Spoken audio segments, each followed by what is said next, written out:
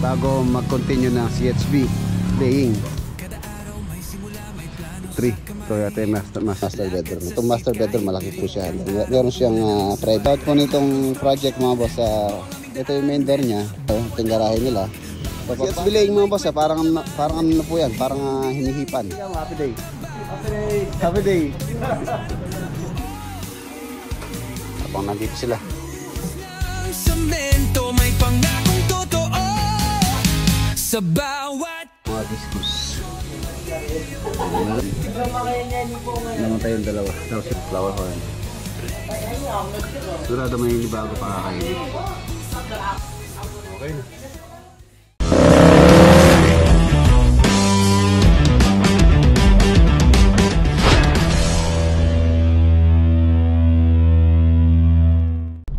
Good morning. Another day, another build. Yan, papunta po tayo ngayon sa Pangasinan sa may Alcala project.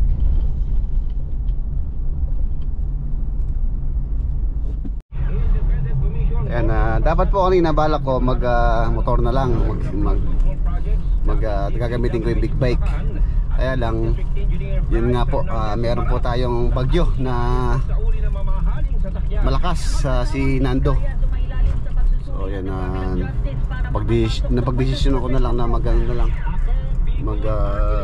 sasakyan para hindi na tayo mabasa sa ulan. For sure mamaya po maulan.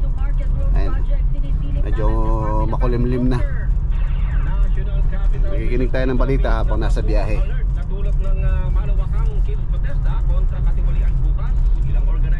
Puro laman ng balita, katiwalian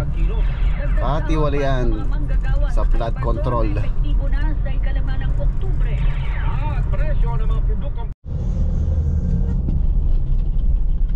Ayan na, nandito na po tayo dito sa Alcala. Mabuhay Alcala, Pangasinan. Ayan na, project update po tayo dito. Pina-flooring ko na po sa kanila yung project dito para po maginhawa silang CHB laying.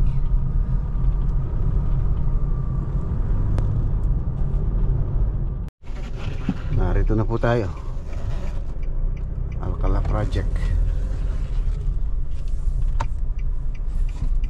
Verde. Ano gar? Verde mo gar? Kwan, bay Juanito. Ha? Juanito. Si Juanito verde niya? Kung 17 pa ako. Happy birthday po. Ayan, maraming salamat kay Ate.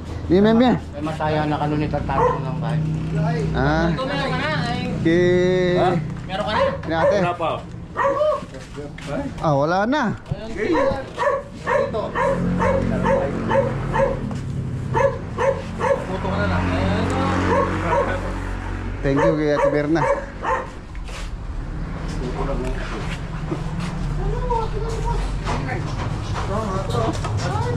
Marami pa to. Isanin po, hindi mo naman kumakain ng palabok yun. Minuna na eh, pati. Ang minuna na eh.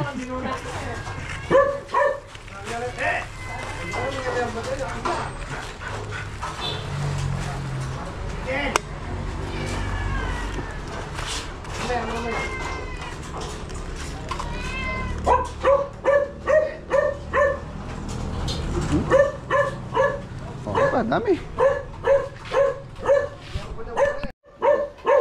Dami pa oh. Meron kalasyaw, puto ng kalasyaw.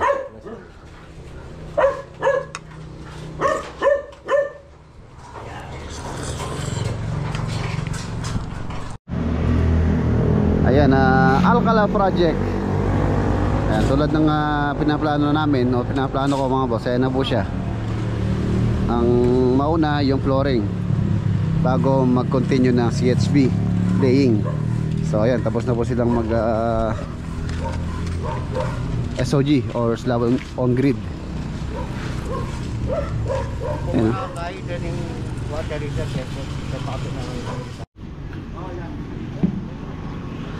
Ayan mga boss, tsaka yung mga electrical naiabang na rin po. Naiabang na rin. Ito yung dito, kitchen po rito to. And kitchen, tapos yung main door niya dito.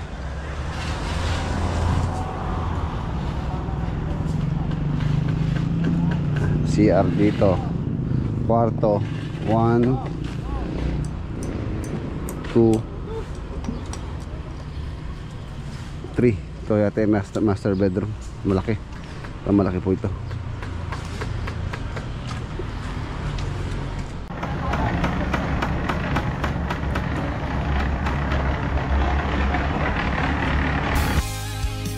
Kada araw may simula, may plano sa kamay. Lakad sa seat kahit tirik ang araw, ulan ang sabay. Rex Love Construction, to ang aming daan. Bawat hollow block, bawat bakal may kwento't laman. Hindi lang ito trabaho, to'y pangarap na buo. Kada buhos ng semento may pangakong totoo. Sa bawat pakot matino, tibay ng loob ang dalan namin dito. Rex Love, kwento ng konstruksyon, puso't pawis, tunay na misyon. Buuin ang mundo, unti-unti pero totoo. Totoo. Rex Love Construction, tara na't sumalo. Drone shot muna sa taas, progress na mabilis. Kada floor kita mo na, di lang basta business. Mga boss, ay nais ko lang po yung mga opening namin dahil nag-aasintada na sila. So kailangan nila makuha yung detalye ng mga opening ng mga bintana at saka yung mga height. Bale yung main door po, 1.5 meters po yung kanyang opening. Kung saan, yun pa lang po yung pinto. So siyempre mag-open tayo para sa door jamb. Lalagyan natin mga 20 cm allowance. So ito, opening natin ng at least mga 180 na. Para meron pa siyang kakapitan yung ating door jamb pagka nilagay. So 150 pa lang po yung pintuan, which is yung pintuan dito is at 2 doors yan na swing. And then dito sa corner, meron pong corner window dito. Ayan, minarkingan ko na 1 meter by 1 meter. And then yung height nya, yung height pala ng aming dito mga boss, yung header sa harapan is 3 meters. Ano pa lang po yun, yung po yung header ng mga bintana 3 meters po, kaya napakataas. 3 meters dito, ganun din po rito. Dito naman meron siyang sliding door dito na aluminum casement. Meron siyang 2 meters na opening. And then meron siyang window port dito sa gilid. Tapos yun nga rin po, 3 meters din po yung height. So napakataas din. Tapos dito sa area dito, ito lower roof na po ito. Dito na ano na lang dito, 2.4. Yan, dito meron din siyang pintuan dito na aluminum, 2.4 yung taas. Tapos 1.5 din pala ito. Tapos mga bintana to doon, wala pong bintana, firewall po doon. Pwede na yan basta. So ayan, yun po yung kagandahan ng nauuna yung flooring. Maginhawa silang nag-aasita, lalo na pagka nagtayo ng scaffolding. So walang kahirap-hirap, patag na po yung kanilang lalatagan ng scaffold. And then dito meron pa po tayong dito mga boss, meron pa pong porch. Meron po yung mga abang na rebar dyan. And bale mag-step down siya ng 10 cm or 4 inches. Ito na po yung porch area. Tapos iikot siya dito. Nasa 2 meters pa yata yung dito. Yung pinaka porch, paikot doon, pa ganyan dito. Tapos meron pong siyang may pintuan dito. Ayan. Ito yung sliding door. And port, saan pa po yan? Meron pa po dyan. Ayun na po siya. So okay.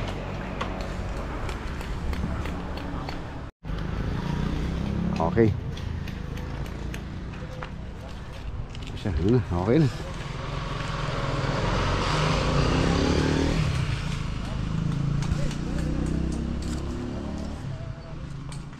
Dalawang tanggol. Boss, kain po tayo. Break time. Ayun ang dami.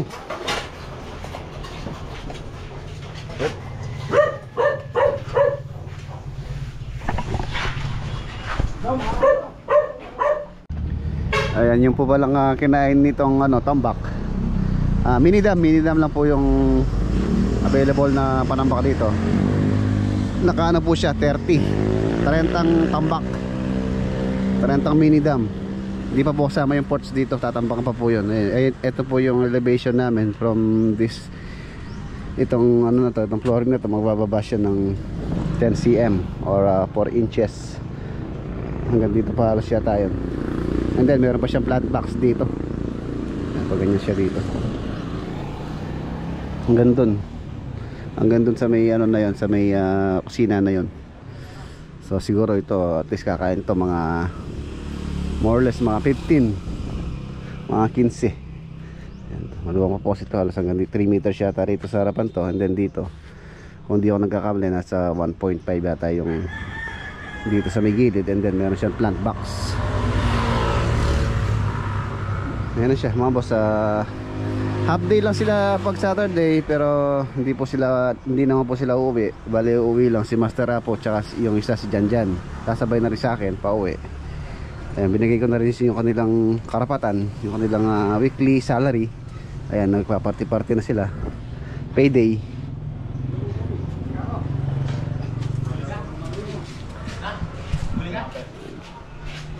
Payday. Ano boy, magpapadala ka na yan, 500. Hindi ko na makaano-ano, magpapadala pa ako. Hindi naman ako pinapakain. Inyong minuli kaya sabat, may tayo pa nasawa na namin. Kaya padala na namin, may tayo kimbalik. Oh? Ako na. Hindi na.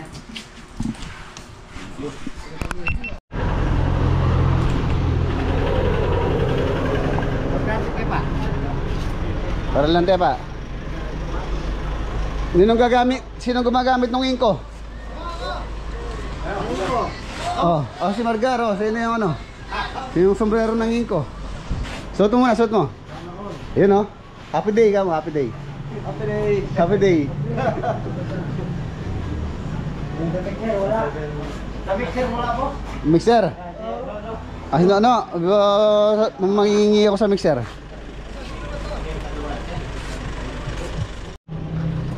Okay, tara let's na. It's Saturday.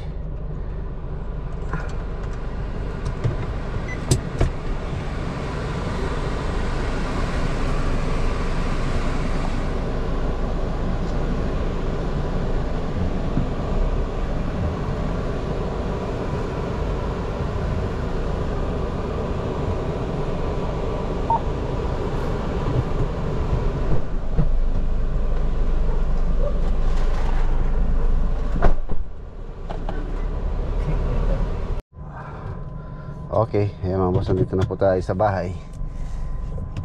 Alright. Okay.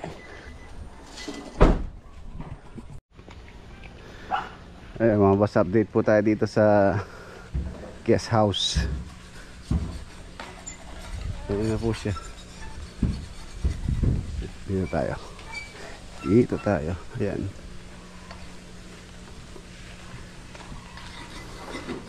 Ang napili ko pong kulay dito is yung dito, yung Mud Opay. Pala yung white na yung mga boss, primer pa lang po yan.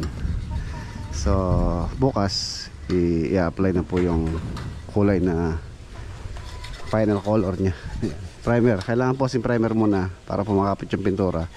Primer muna ng kahit naman yung latex pwede na po dyan, para po makapit or hindi aksayado sa sa pintura pagka in-apply natin yung Mud Opay. So meron na siyang pondo. Ayan, kahit yung pondo ng Davis pwede po dyan. Saka hindi naman siya prone sa tubig or ulan.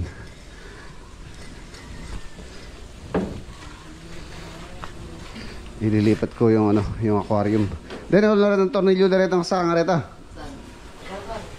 Tornilyo na rin ang sakan, screw.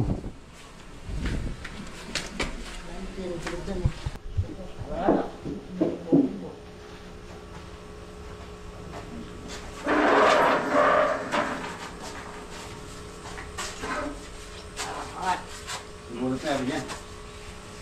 Pinalpar, paresya. Kampong na ito na. Dapat ha. Dapat ito ha. Ito lang yan. Ano?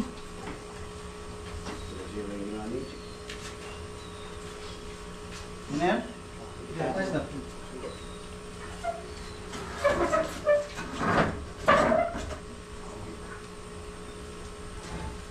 Ito. Ano pala, inisip ko kami ito. Ito, meron ko ito, mga may kabit ka. Hindi na pala lalong dito na. Oo, sige. Naman yung nanundandagin check. Ano ka? Ano? Saan mo check? Ha? Mali ako. Bukas na ako muna.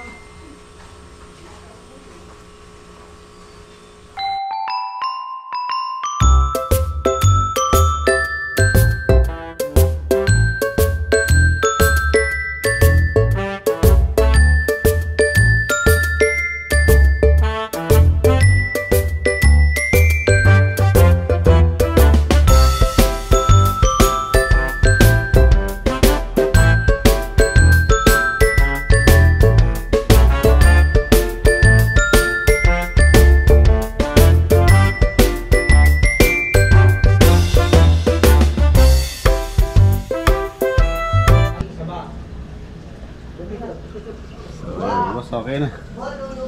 Ito yung alaga kong discus. Malaki na, kaya lang po namatay yung dalawa. Limang piraso yan. Namatay yung dalawa. Tapos sinalawan ko sila ng tetra, neon tetra.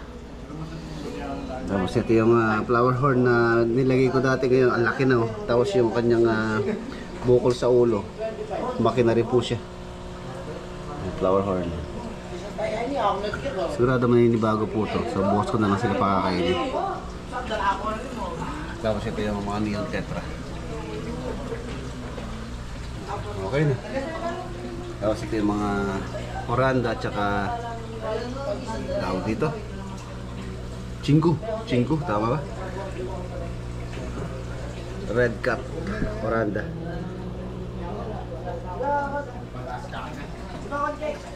Tapos yung isang halaga akong Oscar nandun sa ilalim ng hagdanan doon. Pagbukas ko na lang ililipat. Yung isang halaga na dito, janitor. Janitor fish.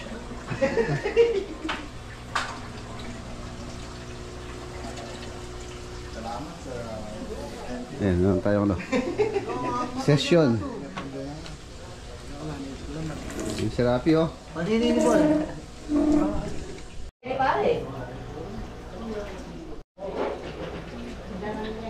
Okay na, kita-kita po tayo bukas sa next upload. Ayan na. Okay, ito po yung pampatanggal kong stress. Saka yung koi. Maraming langis na may tayong koi. Saka yung iba.